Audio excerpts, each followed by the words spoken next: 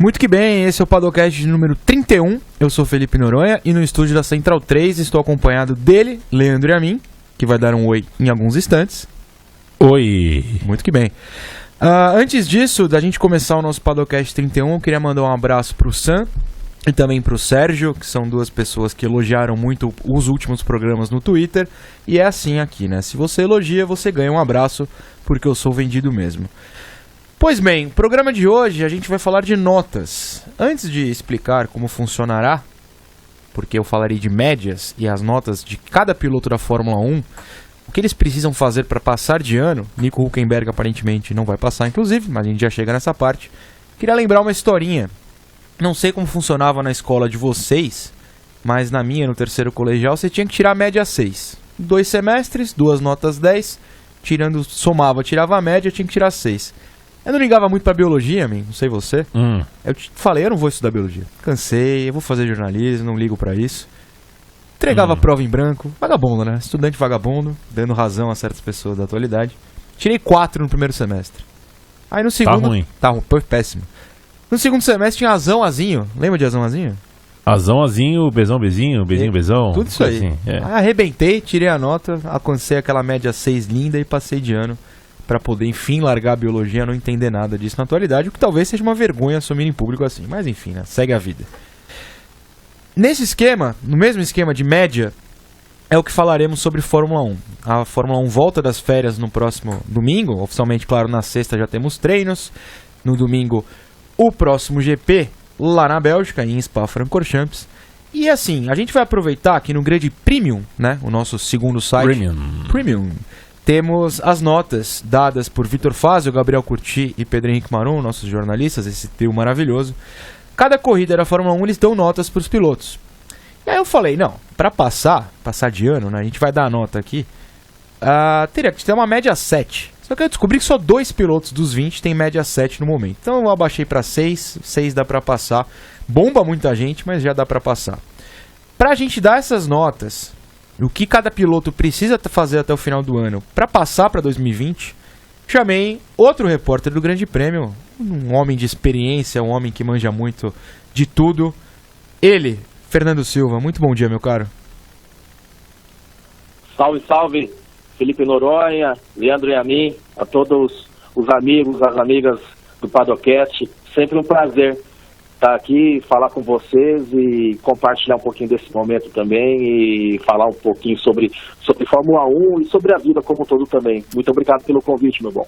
Nós falaremos sobre a vida como um todo, Noronha? Eu fiquei muito surpreso com essa colocação do a vida como um todo, porque não esperava. Eu tinha que ter me preparado um pouco melhor. A pauta foi mal formada. Eu não vim filosófico, mas Fernando Silva é outro nível. Fernando Silva já vem com poesia, é por isso que eu chamo esse homem. Que inclusive volta de férias, né? Você estava de férias também. Você voltou ontem, Fernando? Voltei ontem, depois de um longo inverno, quase um mês aí, descansando, relaxando, cuidando de mim, cuidando também do apartamento aqui também, passando um tempinho com a família, com a patroa. Então foi um período bem legal, já com as baterias recarregadas aí para encarar esse fim de ano, esses 4 meses finais de ano que prometem ser bem intensos, mas vamos vencer, né? Tamo aí. Fernando Silva volta de férias, eu tô louco pela minha, que começa daqui um mês. Ou antes, eu nem sei o dia que começa, mas eu sei que durante o mês de outubro inteiro estarei bem longe daqui. Não assistirei nada, mas enquanto não chega a gente apresenta aqui com esforço. Bom, vamos lá, vamos começar mais um podcast, mais um Padocast, o de número 31. São 20 pilotos na Fórmula 1, cada um no Grande Premium tem uma nota, né, das corridas realizadas até aqui. Daremos uma nota, né? Veremos qual nota cada um precisa, o que eles precisam fazer para passar de ano, alcançar a média 6 ou manter-se na média 6, caso já estejam acima. Vou começar de baixo para cima, Fernando, para a gente analisar o que cada piloto precisa fazer. E Robert Kubica, que tem uma nota 4.4 até o momento, precisa fazer muita coisa, né? Ele precisa praticamente de um milagre, né? Porque ele voltou à Fórmula 1 nesse ano, depois de 8 temporadas fora, e viveu um verdadeiro calvário, foi uma verdadeira prova de superação, por que não dizer, porque era um piloto que todo mundo dava como a carreira encerrada, até por conta das lesões que ele sofreu decorrente do acidente no Rally Conde de Andorra em 2011, e ele conseguiu esse milagre que foi voltar à Fórmula 1, voltar em um nível minimamente competitivo para fazer parte do grid, claro que contando com os patrocinadores, principalmente da Polônia. Mas ele vem seguidamente sendo superado pelo George Russell, que é o seu companheiro de equipe da Williams. Ele ainda conseguiu, depois de um raro erro do Russell, conseguiu marcar um ponto lá no GP da Alemanha, mas no geral a temporada dele vem sendo muito abaixo do que era esperado em relação ao Robert Kubica, aquele Kubica que a gente se acostumou a ver antes dessa pausa na carreira dele, em 2010, mas muito abaixo do nível que o Russell vem demonstrando. Então, para ele passar de ano, né, ele aparece aqui no ranking GP com 4.4, ele vai precisar fazer muito e andar bem mais à frente do Russell do que ele vem apresentando pelo menos assim foi nessa primeira parte da temporada. Foram 12 GPs até aqui.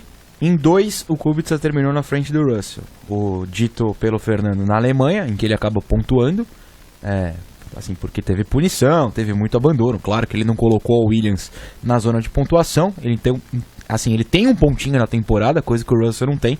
E ele também terminou na frente do companheiro no GP da França. Ele foi 18º, o Russell 19º. Nas outras 10 ele terminou atrás.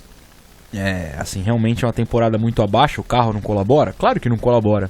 Mas dava pra, como o Russell, mostrar um pouquinho mais de desempenho. Aí a pergunta é, Fernando, como salvar? O que ele pode fazer? Do carro ele não vai tirar nada. O talento ele tem, mas sem carro na Fórmula 1 você não vai andar.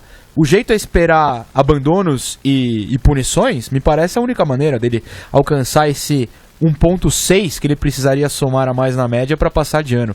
Outra pergunta, aliás, veremos Kubica na Fórmula 1 ano que vem? Eu acredito que sim. Ele ainda tem algumas... Ele falou recentemente que ele ainda tem um percentual pequeno de fazer parte da Fórmula 1. Tudo vai depender, claro, dos patrocínios dele, principalmente da PKN Orlen, que é uma petrolífera estatal, não estatal, mas uma petrolífera polonesa. Vai depender muito desse patrocínio, mas também, claro que o que ele tem feito na pista também vai contar muito. Ele tem um grande concorrente por essa vaga para o ano que vem, que é o Nicolas Latifi, que é o piloto oriundo da Fórmula 2. E que é rico. Ele também é filho de um empresário bilionário e também tem condições de bancar essa vaga na Williams para 2020. O fato é que o Kubica, na minha visão, ele precisaria andar muito mais à frente do Russell, não apenas em ritmo de corrida, mas principalmente em ritmo de classificação, que a gente percebe mais as diferenças entre os dois pilotos, né? A diferença de performance entre os dois pilotos. E o Kubica vem deixando muito a desejar isso desde o começo da temporada. O Russell é um piloto muito mais jovem, chegou à Fórmula 1 como campeão da Fórmula 2, tem todo a bênção da Mercedes, do Toto Wolff, para continuar, para seguir esse caminho que ele vem trilhando de uma forma muito competente nessa primeira temporada dele. Então o Kubica vai ter que trabalhar muito, vai ter que suar muito o macacão para conseguir essa nota 6, essa média 6 aí no fim da temporada, mas eu acredito que vai ser muito difícil. Mas, por conta dos patrocinadores dele, pode acontecer de ele ficar sim. Eu aposto que ele não alcança a nota 6 e também aposto que ele cansa da Fórmula 1 e fala, olha, não tenho mais condição de andar nisso aqui. Se for para andar com um carro horrível desse, acho que essa vaga vai para outro nome. Assim como se eu fosse bilionário, se eu fosse um Latifi, eu não iria para Williams não, eu tentaria comprar outra vaga, porque na Williams é desesperador. Pois bem, passemos para o próximo, que não é George Russell, porque a gente não está indo na ordem da classificação aqui, a gente está indo na ordem das notas do ranking GP que você acompanha no Grande Prêmio. E aí o 19º colocado não é o Russell, é da Haas, é Kevin Magnussen, o dinamarquês. E falando em Dinamarca, chegou aquele momento em que eu e Leandro Amin falamos mal de Vitor Martins, vergonhosamente, mais uma vez ausente. Eu tô cansado, viu, Noronha? Tô cansado, tô desgastado. Isso mexe com a minha autoestima, inclusive, porque às vezes eu fico pensando que o problema sou eu. O problema pode ser eu. Não sei se é a minha gravata, eu ajeito errado, se é o meu hálito. Pode ser meu hálito, eu não sei. A gente fala, podcast, pode ser. Eu não sei o que acontece, mas eu gostaria muito que o Vitor Martins fosse claro sobre o motivo das faltas dele, né? Não deixar tanta dúvida no ar. Eu não tenho mais palavras a dizer, é isso que eu queria dizer. Ele não conta, não fala, não aparece. É uma pessoa que nos decepciona a cada quinta-feira. Tal como Kevin Magnussen e Fernando Silva, a cada etapa, né? Você pega os resultados, o homem com a Haas está em 13º, ele só ficou na zona de pontuação 3 vezes o melhor resultado na Austrália, abertura da temporada. Eu acho que esse 4.6 de nota é justíssimo até aqui, não sei se você concorda. E o que Magnussen pode fazer para salvar o seu 2019? Eu concordo muito com a nota. Ele vem, já não é de hoje, ele vem sendo um piloto muito inconstante. É inegável o talento, a capacidade que ele tem, mas ele não vem conseguindo corresponder isso há muito tempo. Você vê que existe um hiato muito grande entre as poucas provas em que ele marcou pontos e as outras em que ele não pontuou. Então, por exemplo, de 12 corridas, ele pontuar em apenas 3 oportunidades é muito pouco para a Haas, que tem um carro capaz de pontuar com maior frequência. No caso dele, eu particularmente eu não gosto do estilo do Kevin. Ele muitas vezes ele é sujo na hora de defender sua posição dentro da pista. Eu acho que muitas vezes ele é desleal, mas às vezes ele consegue entregar alguns resultados ok para a equipe. Não vem sendo o caso desse ano. Na minha visão, para ele alcançar essa média 6, ele precisa pontuar com maior frequência e pelo menos colocar a Haas num patamar mais ou menos como foi na temporada passada, de ser a 5ª força do campeonato. A Haas hoje é a 9ª colocada do Mundial de Construtores. O que é uma vergonha, né? Vamos deixar isso claro. Muito demais. Muito abaixo das expectativas da equipe para essa temporada. Está atrás da Toro Rosso, está atrás da Alfa Romeo, por exemplo. Considerando que, por exemplo, a Alfa Romeo tem um piloto só, que o Giovinazzi não conta, né? O Giovinazzi muito mal também, a gente vai falar dele. A Racing Point também está à frente da Haas, então, enfim... A Racing Point que também só tem um piloto, né? Porque Lance Stroll, com todo respeito. Exatamente. Então, o Kevin Magnussen, ele precisa, acima de tudo, somar pontos com maior frequência e ajudar a Haas a subir na tabela de classificação do Mundial de Construtores, e aí, consequentemente, na minha visão, ele conseguiria subir um pouco essa média dele para chegar na nota 6 ali no fim do ano e passar do aperto, né? Com o louvor não vai passar, mas passaria com o aperto.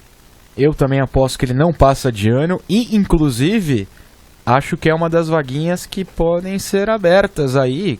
Hülkenberg está buscando um contrato, enfim, isso é uma discussão para depois. Mas eu não vou me alugar no Magnussen, porque na Haas a gente vai falar daqui a pouco. Eu já sei que quando eu falar da Haas novamente vai ter polêmica, porque eu tô vendo a nota do Grosjean aqui, eu tô meio abismado. Antes disso, a gente fala de alguém que Fernando Silva acaba de citar como um não piloto. Antônio Giovinazzi também tem nota 4.6 no ranking GP, e esse eu tenho certeza, Fernando, que não tem como salvar a temporada. E eu acho que depois de anos e anos como piloto de teste, esperando uma vaga na Fórmula 1, essa vaga vai evaporar apenas após uma temporada. Quando a gente compara, é claro que não dá para comparar o currículo e a capacidade.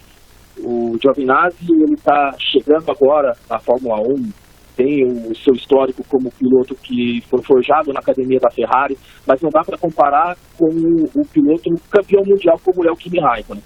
Só que a diferença é um abismo entre os 31 pontos do Kimi ao longo da temporada até aqui, contra apenas um ponto do Giovinazzi, com um carro que se mostrou capaz de render muito mais, ao menos nessa primeira parte da temporada. Eu acredito até que o Giovinazzi ele tenha condições de marcar alguns pontos de uma forma esporádica, mas não frequente, como o Kimi Raikkonen. Para você ter uma ideia, o Raikkonen, de 12 corridas realizadas até agora no campeonato, ele deixou de somar pontos em 4, ou seja, em 8 corridas ele esteve na zona de pontuação. E o Giovinazzi só marcou apenas um pontinho. Então é muito pouco para uma equipe que busca subir e para um piloto também que busca se consolidar na Fórmula 1. A gente sempre diz que é muito mais difícil você se manter ali no esporte de alto nível do que você chegar lá. E ele não vem fazendo por merecer chegar e permanecer na Fórmula 1. Eu acredito que vai ser muito difícil ou quase impossível de ele alcançar essa nota 6, que na verdade ele teria de pontuar também com maior frequência e ser mais competitivo, entregar mais resultados ao Alfa Romeo, coisa que não vem acontecendo. Só complementando até o que você disse, o Giovinazzi terminou apenas uma corrida na zona de pontuação, tanto que ele só tem um ponto, foi na Áustria, enquanto o Raikkonen 8. Mas mais do que isso, o Giovinazzi só terminou à frente do companheiro uma corrida, que foi no Canadá, e mesmo assim ele foi 13º, o Raikkonen foi 15º, não é nenhuma honraria. Eu acho realmente que o Giovinazzi é uma das vagas que ano que vem teremos um outro nome. Não vamos perder tempo com o Giovinazzi. Giovinazzi não vai perder tempo na Fórmula 1, já vai embora mesmo, a gente também não vai se alongar muito nele. E agora vamos para um caso meio dramático, um caso triste, um caso até de falsidade, porque ontem, para quem está ouvindo depois, na última quarta-feira, Pierre Gasly falou que está muito feliz de retornar a Toro Rosso. Ele é o 17º colocado no nosso ranking, com a nota 5 até o momento. E assim, a nota, a não ser que ele faça um milagre com a Toro Rosso em Spa esse final de semana, eu exijo que Gabriel, Pedro e Vitor, os responsáveis por dar as notas do ranking GP, deem um 1 ou 0 para o Gasly, porque ser rebaixado para a Toro Rosso em meio à temporada, depois de subir esse ano para a Red Bull, é uma vergonha gigantesca, Fernando. Eu concordo. E mais do que nunca, né? Ele já chegou, como a gente diz no futebol, quando o treinador ele chega ao time sem ter aquele prestígio da torcida, tudo mais, a gente até diz que ele chegou demitido. No caso do Gasly, na minha visão, ele já chegou à Red Bull no começo do ano demitido, ele chegou pressionado, ele cometeu alguns erros desde a pré-temporada, então a pouca moral que ele tinha com a cúpula da equipe, principalmente com o Helmut Marko, ele perdeu e foi perdendo cada vez mais a cada corrida, a cada atuação ruim. Isso contrastando com as grandes atuações feitas pelo Max Verstappen. Claro que é um parâmetro de comparação muito, muito cruel, muito alto, mas o fato é que o Gasly não conseguiu sequer suportar a pressão e conseguir entregar resultados convincentes. Com exceção de um, que na minha visão foi a melhor atuação dele, que foi no GP da Inglaterra, que ele terminou em 4º lugar. Foi a corrida em que ele rendeu melhor, foi o melhor resultado dele, mas fora isso ele sucumbiu à pressão exercida dentro da Red Bull, a panela de pressão que é a Red Bull, e não aguentou. Na Toro Rosso, das duas uma, ou ele vai correr com menos pressão em relação àquilo que ele tinha sobre seus ombros nessas últimas corridas, nessas primeiras corridas do campeonato, ou então ele vai correr bem abatido por conta desse rebaixamento, porque, claro, é humilhante você, no meio de uma temporada, você perder vaga numa equipe de ponta e ser rebaixado por uma equipe B, uma equipe satélite, como é o caso da Red Bull e da Toro Rosso. Então vai ser bem difícil, vai ser interessante a gente notar como que ele vai se comportar, principalmente no quesito emocional, e se ele vai conseguir reagir, porque é um baque muito grande, realmente. Eu acho que essa nota 5, perdão, tô meio gripado, como eu disse, eu acho que essa nota 5 vai desabar até o final do ano. Meu Deus, eu tô morrendo. E Gasly acabe sendo... Não sei se sai da Fórmula 1, porque a Red Bull não tem tanta gente para colocar na Toro Rosso, a gente já discutiu isso várias vezes aqui, no Paddock GP e no próprio site, mas eu acho bem difícil você não acabar sobrando, tipo o Kvyat fez. O Kvyat saiu da Fórmula 1 antes de voltar, né? Então, assim... Acho que a tendência do Gasly é seguir esse caminho do Kvyat, que eu não gosto, mas daqui a pouco a gente fala dele também.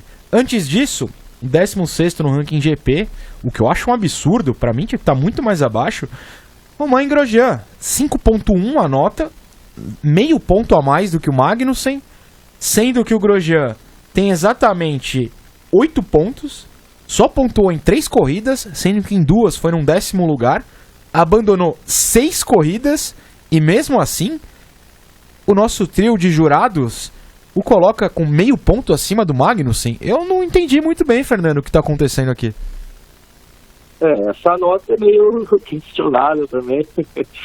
Eu também vejo o Grosjean como piloto muito abaixo da média nessa temporada. Ele já fez grandes apresentações, grandes temporadas, principalmente na época que ele correu pela Lotus.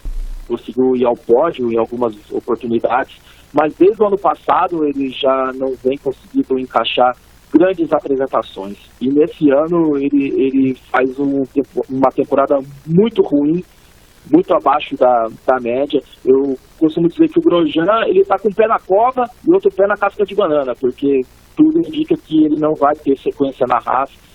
Fala-se muito no Nico Hülkenberg, na Haas no ano que vem, como um dos candidatos à vaga, lutando aí com o próprio Grosjean, que não tem feito por merecer sequer ficar na Fórmula 1, isso já há algum tempo, por conta dessa falta de resultados também, performances muito apáticas. Ele consegue rodar no pit lane durante o treino livre, então são atuações assim, que beiram um ridículo e que fazem com que o Romain mereça ficar em casa, tudo, escrever mais um livro de culinária, como ele já fez recentemente, mas na Fórmula 1 eu não vejo que há espaço mais para ele nesse momento e daqui para frente. Para quem não acompanha as redes sociais do Grosjean, ele tem feito um TBT. TBT, para quem não sabe, é um Throwback Thursday. Não sou adepto, mas todo dia praticamente, não só na quinta-feira, que é o dia conhecido do TBT, o Grosjean posta uma foto, uma lembrança dele em outras categorias.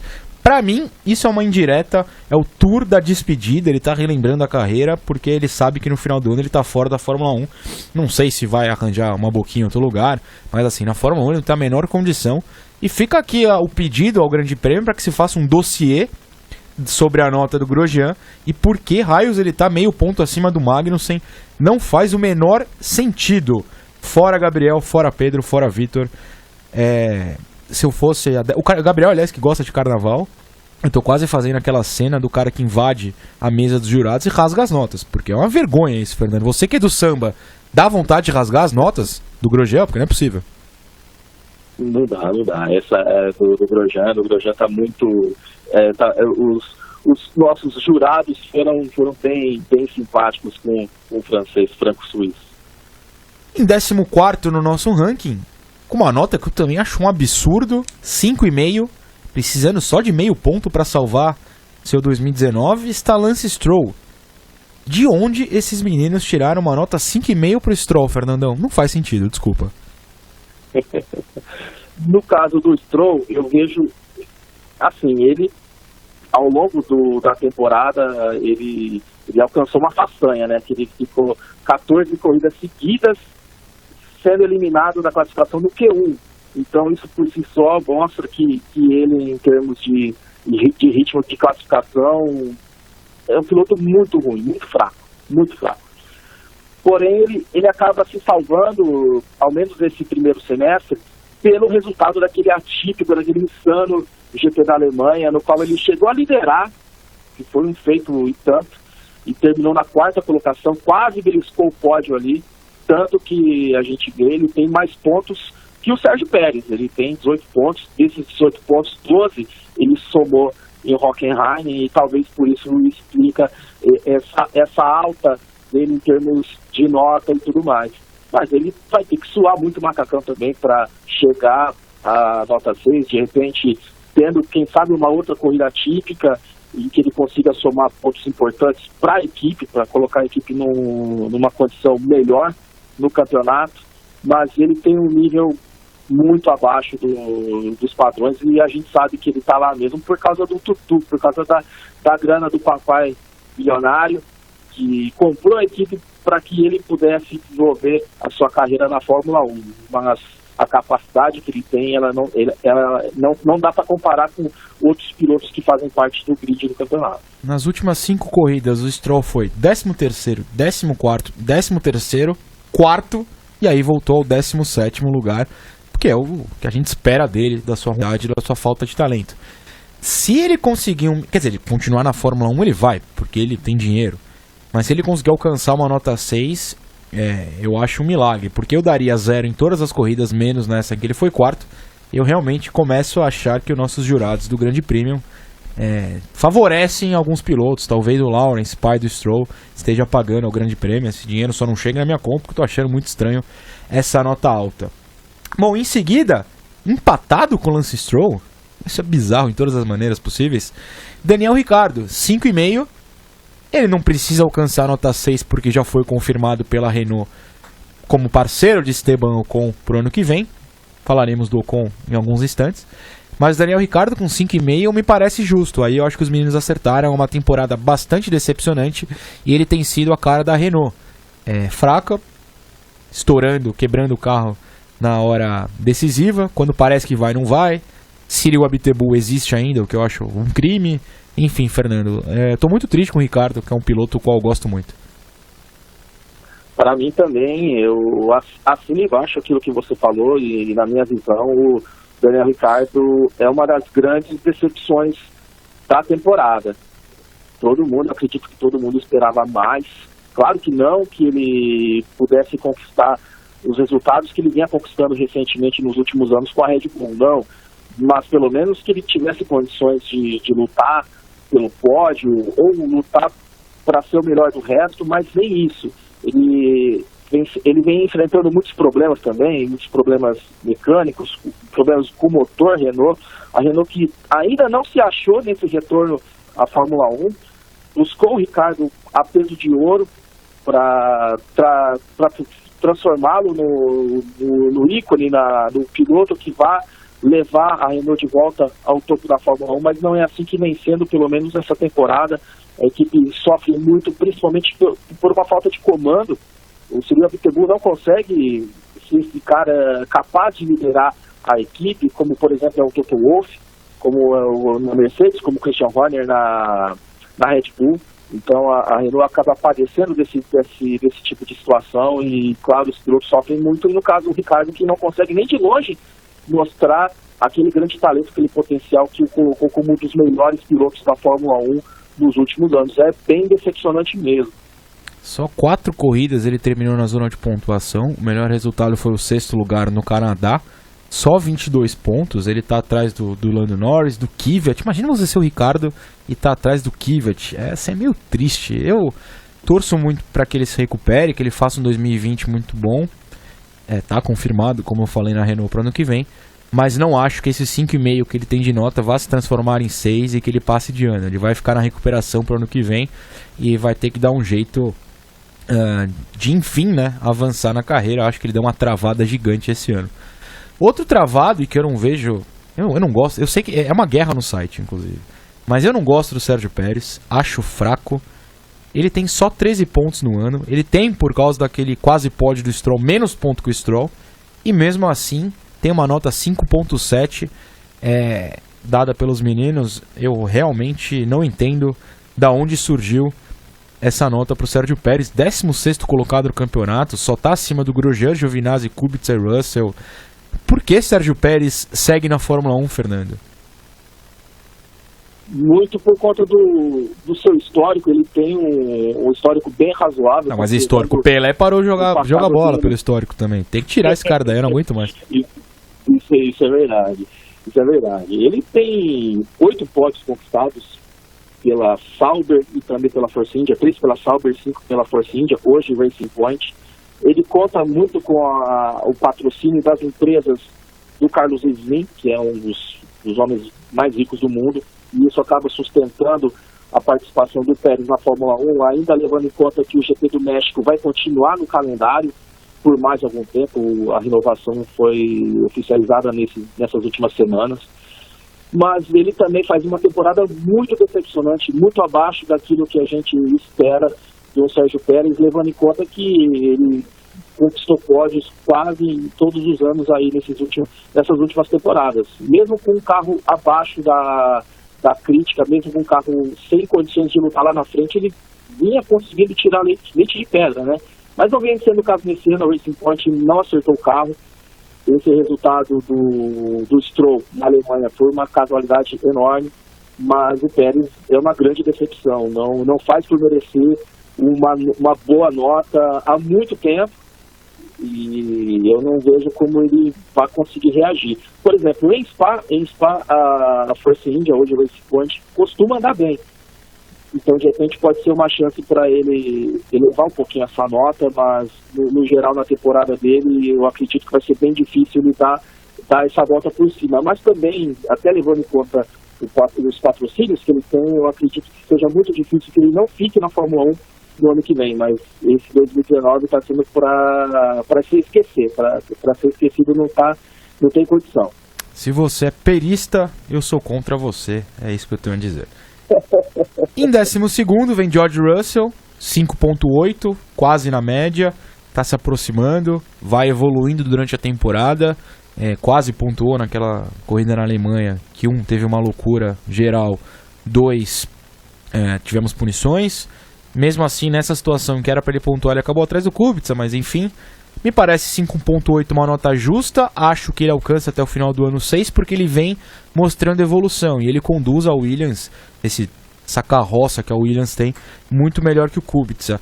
Ano que vem, obviamente, ele ficará na Fórmula 1, estará lá na Williams quase com certeza. Fernando, eu acho que é uma temporada pro Russell passar na média e a partir daí evoluir, crescer. É um cara de muito talento e futuro bastante promissor, né? Sim, eu concordo, e também levando em conta que o fato de ele correr no fundo do grid, parece que não, mas representa um aprendizado muito grande. Se a gente for levar em conta que o Fernando Alonso, quando ele estreou na Fórmula 1 no ano 2000 pela Minardi, ele também se acostumou a correr no fundo do grid, ele aprendeu a Fórmula 1 como um todo, ali correndo no fundo do grid, para depois dar um salto para a Renault e daí para a parte da frente. No caso do Russell, eu vejo um paralelo muito, muito parecido, porque ele também vai correr no aprendizado sem tanta pressão por resultados. A pressão que ele tem é andar na frente do companheiro de equipe, e ele vem fazendo isso com propriedade. Agora, resultados como um ponto ou alguma coisa assim, a gente sabe que é muito difícil de alcançar.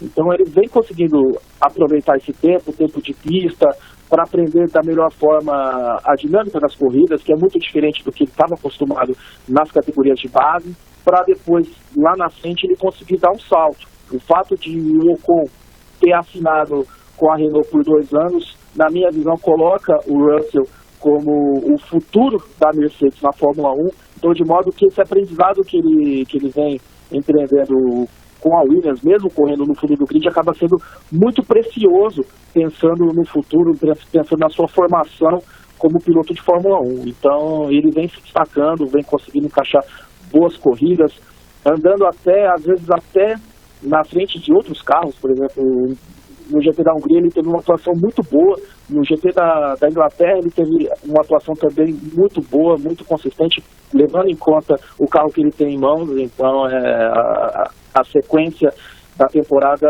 indica ser muito promissora para ele dar sequência a esse aprendizado e evoluir, pensando no ano que vem e além na Fórmula 1. De fato, na Hungria ele termina à frente do Giovinazzi, do Kubica, do Stroll, em Silverstone, que você citou também, do Kubica, do Pérez. Olha lá o Pérez. Do Pérez não dá. Enfim, gosto do Russell. Acho que ele vai ficar por muito tempo na Fórmula 1. Gostei da comparação com o Alonso. E não é que eu torça pelo Russell, como torço pro Alonso, mas acho que assim, o futuro dele é garantido. Vai ficar por muito tempo na principal categoria. Que eu não sei se vai ficar por muito tempo, porque já esteve numa equipe, trocou de equipe, saiu da Fórmula 1, voltou, e aí do nada pegou pódio na Alemanha esse ano. Ele, Daniil Kvyat, nota 6 até o momento. Claro, uma nota valorizada por esse pódio absurdo na Alemanha, no qual ele foi 3º colocado. Eu acho muito difícil que ele se mantenha na média. Não acho que tenha talento para estar na Fórmula 1. Claro, isso é uma opinião completamente pessoal.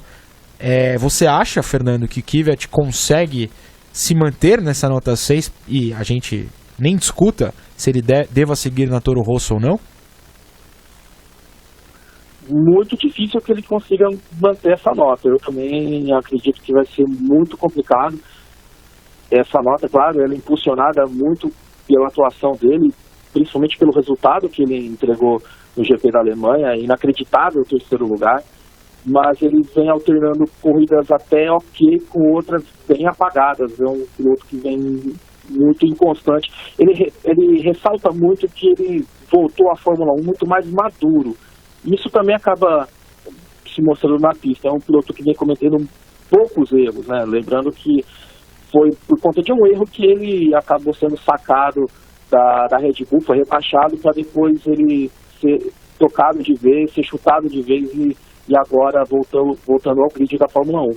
Mas o Kvyat é um piloto que alterna corridas boas e outras nem tanto, é um piloto muito irregular, mas esse resultado acaba credenciando talvez até a sua permanência no ano que vem. Vamos ver como é que vai ser o pessoal da Red Bull. Eles também são muito inconstantes nas suas decisões, difícil saber o que está por vir, mas de repente, se ele entregar um outro resultado numa outra corrida tão atípica como a que foi da Alemanha, ele vai conseguir elevar um pouquinho essa média, mas é como a gente fala, e como até a nota diz, é um piloto na média, é um piloto mediano, e acredito que a sequência da temporada vá fazer com que ele possa manter essa nota aí. Eu vou te perguntar então, pra gente encerrar o papo sobre o Russo, ele tem chance de subir pra Red Bull? Sair da Toro Rosso e ir pro time principal? Você acha que há essa possibilidade de alguma maneira? Eu não acredito porque a Red Bull agora vai passar a testar o Alexander Albon, um dos grandes destaques do campeonato, a gente vai falar dele um pouquinho logo mais, mas eu não acredito não, tudo vai depender da performance do Albon nessa temporada. Talvez eles queiram um piloto mais experiente, mas eu não acredito que a Red Bull vai dar uma nova chance para o Kvyat. Seria muito improvável na minha opinião, mas tudo é uma incógnita quando a gente fala de Red Bull, do mercado de pilotos ali dentro, mas eu não acredito nisso não. Bom, o próximo piloto na nossa lista é o 10º colocado na listagem do Ranking GP e é o meu piloto favorito por questão de apelido. Lando Norris, para quem não sabe, o pessoal do Grande Prêmio às vezes me chama de Norris. Então eu adotei o menino, que foi muito simpático comigo, inclusive ano passado em Interlagos. Claro que por ser jovem ele ainda não tinha aquela marra, por exemplo, do Hülkenberg. Então foi muito simpático na entrevista. Adotei, torço e acho muito errado que ele esteja apenas com 6.1 na nota do Ranking GP. Tem feito uma ótima temporada na minha visão. Pontuou em 5 corridas. Tem um 6º lugar na Áustria e também no Bahrein. Se não fosse a McLaren, estaria acima, mostra talento para estar acima. Poderia estar um pouco mais próximo até do Carlos Sainz, seu companheiro. Ele está até um pouco distante na pontuação.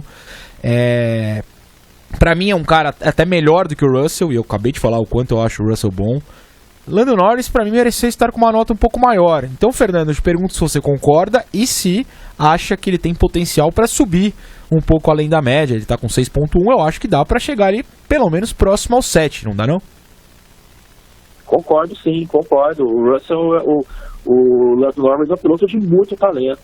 Ele chegou à Fórmula 1 também, credenciado pela campanha dele na Fórmula 2 no ano passado, mas também com todo o apoio da McLaren, apostando no jovem talento, no que eles dizem futuro, o novo Lewis Hamilton. Talvez não é para tanto, mas ele vem fazendo por merecer essa chance. E numa equipe também que cresceu muito de 2018 para essa temporada agora. E, claro, é um piloto estreante, é um piloto que ainda vai pegar a manha da Fórmula 1 em muitos aspectos. Mas ele vem conseguindo mostrar não apenas com resultados, mas também com a postura dentro da pista. Uma postura muito aguerrida, é um piloto muito batalhador, que sabe defender bem a posição, um piloto limpo. E fora o carisma que ele tem, então acaba sendo um conjunto da obra, acaba sendo muito, muito importante no caso do Lando Norris. Gosto muito dele também, é um piloto que eu só vejo margem para crescer, muito jovem, tem um potencial incrível para destravar ao longo dessas próximas temporadas e com certeza vai dar muitas alegrias sim, a gente vai ver grandes atuações dele e também acredito que essa nota que ele tem hoje, 6.1, quando a gente falar no fim do campeonato lá em dezembro, a gente vai ver que essa nota, na minha visão, ela vai subir um pouquinho mais sim. Rapidamente sobre Norris. Para quem não lembra, no passado, 2018, o Norris foi cogitado na Toro Rosso. Se ele aceitasse, se a McLaren liberasse o contrato dele com o time inglês, acabaria e ele estaria livre no mercado para esse ano. Você acha que se ele tivesse de fato entrado na Toro Rosso, ele seria quem ocuparia o lugar do Gasly hoje na Red Bull? Você acha que ele já teria subido no lugar do Albon? Poderia ser sim, poderia ser um caminho. Só que é aquilo, na Red Bull ele não teria a estabilidade que hoje ele tem na McLaren. Por exemplo, no meio do ano, a McLaren já anunciou a renovação de contrato com seus 2 pilotos, então é uma garantia a mais uma tranquilidade a mais que eles têm, que na verdade o Norris não teria se ele tivesse na Toro Rosso ou na Red Bull sempre com aquela pressão toda. Então, no fim das contas, ele tomou a decisão certa, seguiu na McLaren, hoje está aí se firmando, se consolidando como um dos melhores aí da sua geração. Foi a decisão correta mesmo de ele ficar na Red Bull, seria muito uma incógnita. Ele poderia ter subido, mas a pressão em cima dele seria muito grande, ao passo que na McLaren ele está lá claramente no primeiro ano para conquistar resultados, obviamente, mas principalmente para aprender, criar casca e voltar mais forte aí no ano que vem, na sequência dos anos na Fórmula 1. Na Red Bull ele teria uma pressão muito mais forte em cima dele. Quem já deveria ter aprendido e construído essa casca é Nico Hülkenberg.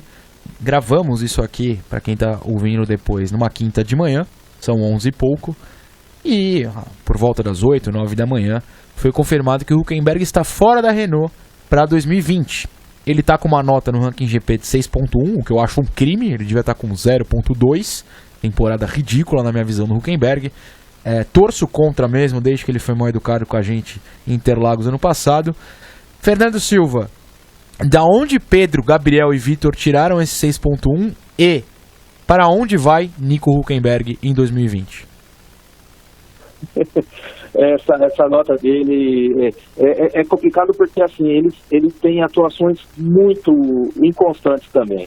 Se a gente vê que ele tem um sétimo lugar, dois sétimos lugares, como melhores resultados, né? 2 sétimos lugares, e depois foram 4 corridas nos pontos, muito pouco para um piloto que ganha 8 milhões de dólares por ano, segundo as fontes, as estimativas de salário por ano. Um piloto que foi há algum tempo uma grande aposta da Renault, mas até agora não conseguiu entregar resultados. Por exemplo, o melhor resultado dele pela Renault foi um 5º lugar obtido no ano passado. Ridículo. Para você ver que nem o 4º lugar ele conseguiu chegar. Fraco. Esse ano ele ficou muito perto de subir ao pódio. Ficou? O GP da Alemanha, em que ele tinha aquela chance absurda e ele cometeu um erro crasso ali no molhado. E ele ficou desesperado porque realmente era grande chance de ele quebrar esse estigma dele de recordista de GP sem pódio na Fórmula 1. E a contagem só aumenta. Agora são 168 GPs sem pódio no Mundial de Fórmula 1, que é um recorde que ninguém queria ter, né? Um recorde negativo. Ele ainda tem alguma sobrevida, eu acredito que o caminho dele vai ser a Haas, muito por falta de opção, porque entre o Hülkenberg e o Grosjean, eu também assinaria com o Hülkenberg. Mas eu não vejo muito para onde ele crescer, assim, não tem mais o que eu não vejo muito espaço para o Hülkenberg na Fórmula 1, pelo que ele não fez. E já teve, por exemplo, se a gente comparar o período que ele correu com o Sérgio Pérez, entre 2014 e 2016, o Pérez marcou pódio e o Hülkenberg ficou perto até, mas ele não conseguiu concretizar essas boas performances em resultados. Então ele vai acabar entrando para a história como piloto estigmatizado, mas eu não vejo muito para onde ele crescer. De repente uma Fórmula E, no Mundial de Endurance, ele tem capacidade para fazer história. Ele ganhou as 24 horas de Le Mans em 2015, então de repente ele teria mais condições de mostrar o seu potencial, mas na Fórmula 1, ainda mais corrida por uma equipe menor, caso ele vá para a Haas, ele não vai ter muito mais o que fazer, muito menos lutar pelo pódio em condições reais, condições ok de corrida, né? Eu tô vendo que a história ele vai ser a salvação da Haas, ele vai levar a Haas pro pódio, vai ser meio bizarro, só pra eu queimar minha língua aqui. Enquanto a minha língua não é queimada, que pena, né, que ele tá fora da Renault, boa sorte pro Ocon. A gente não vai discutir o Ocon aqui, isso é outra história, mas essa Renault bagunçada, que a gente discutiu até mais quando falamos do Ricardo, não sei se é o grande caminho pro Ocon, mas ele precisava voltar pra Fórmula 1, que mostre seu talento lá. Bom, seguindo, temos na 8ª posição Kimi Raikkonen, 6.3. A gente não vai se alongar muito no Kimi, porque falamos dele quando citamos Giovinazzi, mas assim, é claramente uma boa temporada dentro do que a Alfa Romeo torna possível o Raikkonen fazer na pista, né? Nossa, né? E considerando que ele vai fazer 40 anos, é um piloto que ainda tem muita lenha para queimar na Fórmula 1. A gente sempre foi colocado muito em discussão sobre a motivação do Kimi Raikkonen. Mas ele está aí, com quase 40 anos, o mais velho piloto do grid, mas entregando bons resultados e carregando a Fórmula 1 nas costas. Isso que é o que mais chama a atenção. Então ele faz por merecer essa nota, de repente até uma nota até um pouquinho maior pelo que ele vem fazendo ao longo desse campeonato, e a tendência é manter essa média aí até o final. Mas é um grande acerto do Kimi continuar na Fórmula 1, é um piloto com uma capacidade muito grande. E, enfim, vamos ver como é que vai ser aí até o fim do campeonato. Minha nota seria maior que 6.3, dava pra chegar um pouquinho mais perto do 7. Quem não chega perto do 7, pois também tá com nota 6.3, essa eu acho justa, talvez até um pouco abaixo, mas enfim, não precisa sair da média assim, é Sebastian Vettel, sétimo colocado no ranking, como eu disse, 6.3. É uma temporada, querendo ou não, decepcionante. Está apenas em quarto no campeonato. Está atrás do Max Verstappen. Está atrás do Valtteri Bottas, o que para mim é muito simbólico de como o Vettel não consegue colocar a Ferrari para disputar com as Mercedes. Tipo, nem com o segundo piloto, né, que é o Bottas Inclusive, nessa quinta também confirmado que ele continua na Mercedes para o ano que vem. Muito se diz que é um pedido do Hamilton, que não vai ter alguém para brigar com ele. Aparentemente essa é a verdade. Esse homem para brigar com o Hamilton deveria ser o Vettel, e o Vettel não consegue. O Vettel tem 6 pódios na temporada, tá sempre ali no top 5, só não teve no top 5 em Silverstone, mas mesmo assim é uma temporada na qual cabem muitas críticas, né, Fernando? Sim, até considerando a forma como a Ferrari se apresentou nos testes de pré-temporada, indicando ser a grande força da Fórmula 1. E essa verdade, entre aspas, foi quebrada logo na primeira corrida do campeonato na Austrália, quando a Mercedes mostrou a sua força, sua verdadeira força, e colocou a Ferrari no bolso.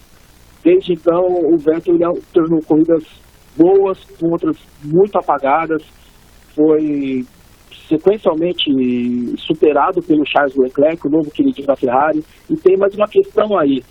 Nesse último dia 26 agora de agosto, o Vettel completou 1 ano sem vitórias na Fórmula 1.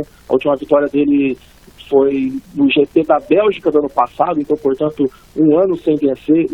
E é claro que isso também conta, até mais por ser um tetracampeão do mundo, por ser quem é Sebastian Vettel, com a história que ele tem na Fórmula 1.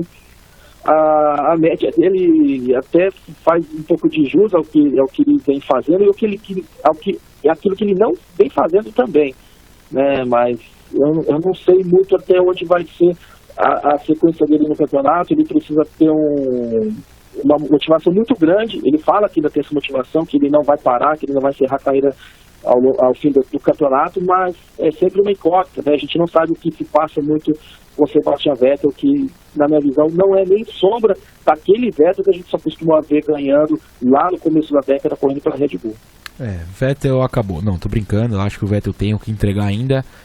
Não vai ser esse ano apenas, né? Só que se for toda a temporada assim, já pelo menos há umas 3 temporadas é assim, né? Chega no meio do ano e a gente fala, mas ano que vem recupera. Tá ficando difícil elogiá-lo. Bom, em seguida vem Valtteri Bottas com 6.4. Eu me arrisco a dizer que esse 6.4 era tipo um 8 nas 4, 5 primeiras corridas da temporada, e desde então foi que começou essa nota a desabar. Porque, pra gente lembrar, nas 5 primeiras provas ele teve 2 vitórias, na Azerbaijão e na Austrália, 3 segundos lugares, ainda foi terceiro em Mônaco, teve 2 segundos lugares na França em Silverstone, mas o desempenho não foi de briga com Hamilton, não foi de briga com ninguém, na verdade. Voltou a ser aquele Bottas mais decepcionante do que esperançoso. Renovou o contrato, vai ser o parceiro do Hamilton ano que vem, mas pra gente entrar empolgado em 2020, esse 6.4 precisa aumentar. Há como aumentar? Você acha que o Bottas faz um final de temporada mais empolgante, lembrando aquele começo de ano? Pode acontecer sim, mas principalmente depois que o Hamilton garantir o hexacampeonato. Ou seja, daqui 3 corridas.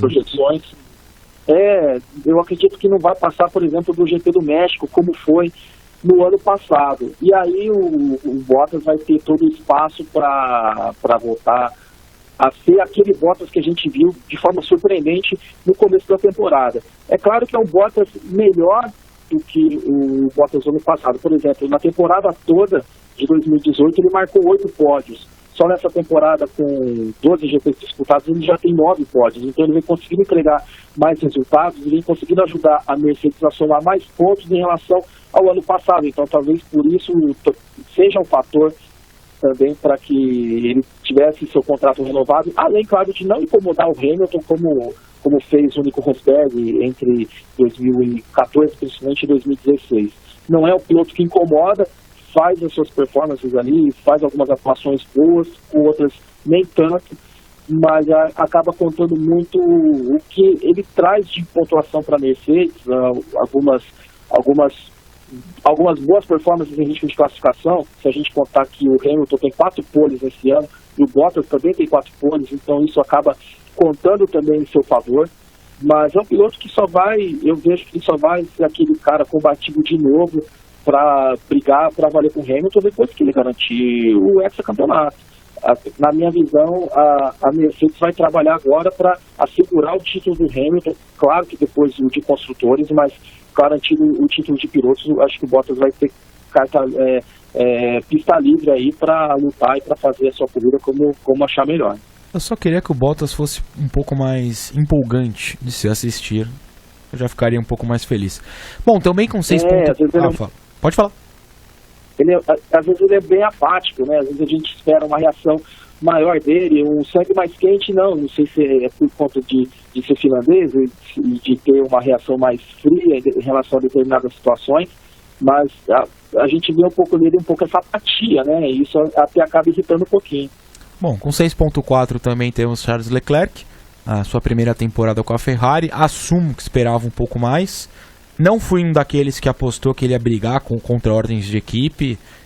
Me parece uma temporada bastante razoável. Alguns pontos decepcionantes, o começo um pouco lento, 4 quintos lugares. Dava para ser um pouco mais, mas não acho que seja ruim. Dá para o Leclerc melhorar esse 6.4, Fernando? Dá para melhorar. Eu vejo no horizonte que ele tem chance até de ganhar corridas, o que para ele seria algo incrível no primeiro ano pela Ferrari.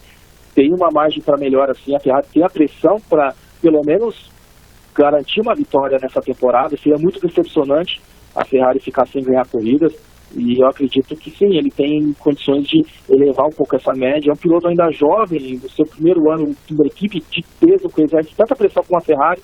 Ele tem conseguido lidar um pouco com isso, até mais que o Vettel, né, que já é um piloto cascudo pra caramba. Então eu vejo que o Leclerc tem essa condição de elevar um pouquinho essa nota aí sim até o fim do ano. Bom, em quarto, entramos no famigerado G4, temos Alexander Albon, piloto até a 12ª corrida da Toro Rosso, agora a partir daqui de Spa até o final da Red Bull. 6,5, me parece bastante justo. Me parece até que espelha essa ida para a equipe principal da marca de energético. Acho que um 6,5 é bom para o Albon, e se ele fizer mais do que fez o Gasly até aqui, até o final do ano na Red Bull, essa nota deve até crescer e garanti-lo para o ano que vem, né? Eu concordo.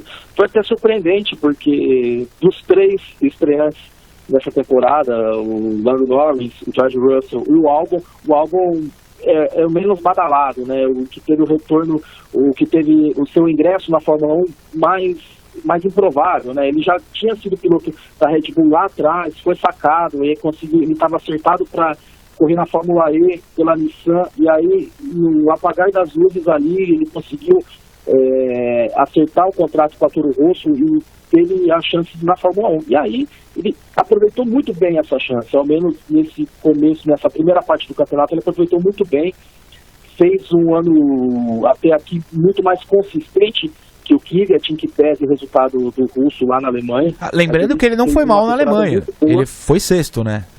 Exato. Ele andou ali perto também dos primeiros colocados, e ele faz por merecer.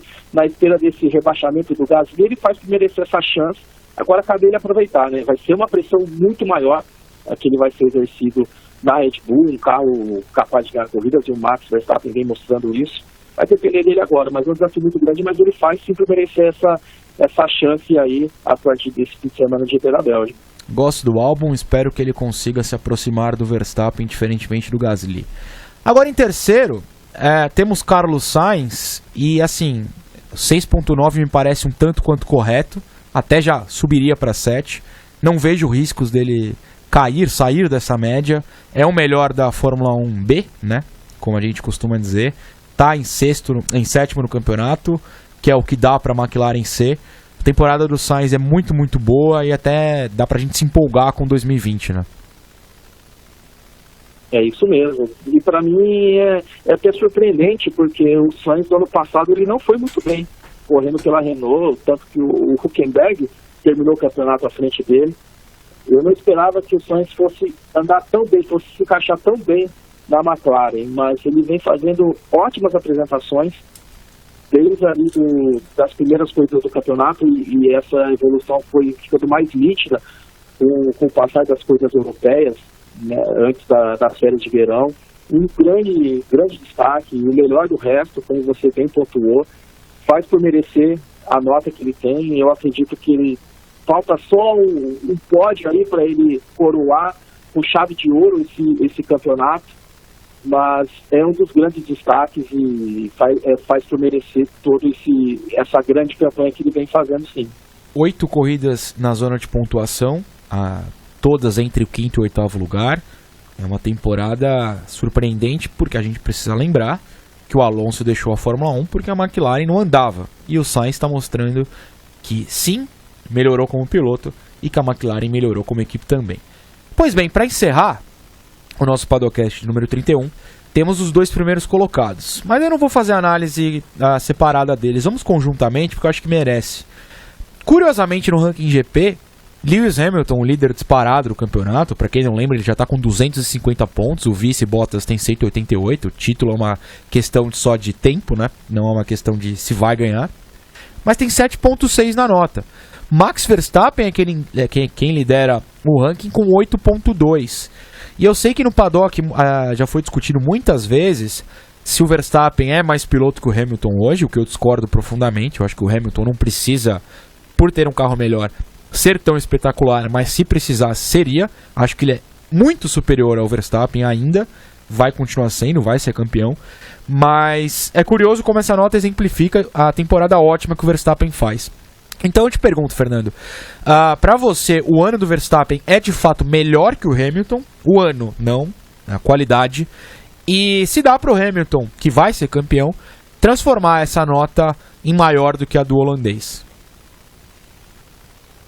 Eu concordo que o Verstappen ele faz um ano, no geral, melhor que o Hamilton, considerando as condições que cada um possui, em termos de equipamento, principalmente. O Hamilton ele tem a Mercedes que desde 2014 domina a Fórmula 1, e a Red Bull passou por um período de transição, com agora tendo um motor Honda que ninguém imaginava que ia render o que está rendendo.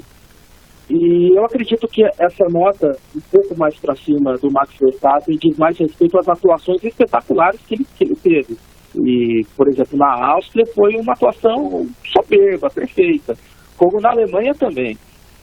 E combinando também com o desastre que foi a corrida do Hamilton também em Hockenheim, que, claro, não apaga a grande campanha que ele vem fazendo em 2019, e eu acho que isso contribuiu um pouco para que a nota geral dele caísse um pouco, mas o Verstappen eu vejo hoje como um piloto mais espetacular e o Hamilton como um piloto mais eficiente, até considerando o equipamento que ele tem nas mãos, o carro que ele tem nas mãos. Então é isso que faz essa diferença toda para que o Verstappen seja hoje o grande piloto do ano na Fórmula 1. Eu vejo o Hamilton como um cara muito mais completo, né? A gente falou semana passada, se debateu muito sobre os posicionamentos do Hamilton, e isso é muito legal. O Hamilton é o homem do ano na Fórmula 1, como o cara que se posiciona referente às queimadas na Amazônia, que se posiciona contra o racismo. Fake news, brother.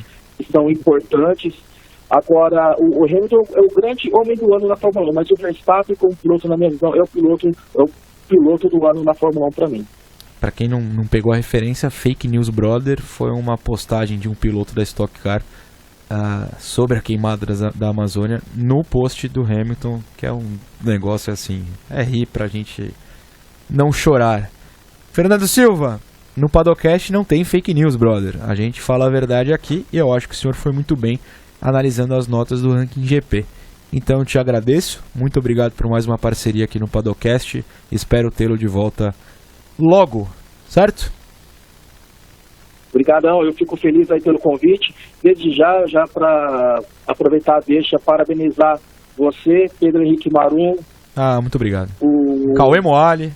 O nosso Cauê Moali. Gabriel Pedreschi. Pela ótima cobertura na corrida do Milhão da Stock Car. Parabéns aí. E estamos aqui sempre à disposição, no que precisar. Só gritar, a gente atende, a gente bate aquele papo legal. Valeu demais. Muito obrigado, Fernando Silva. E de fato, foi o final de semana com a maior audiência da Stock no Grande Prêmio em 2 anos. Como eu cubro a Stock, agradeço muito. Espero que os senhores tenham gostado de mais um Paddockcast. Leandro Amin vai subir a vinheta e eu digo tchau. Valeu! Valeu! Até a semana que vem, seu Noronha. Até lá. Só a gente, viu? Sem outras pessoas. Perfeito.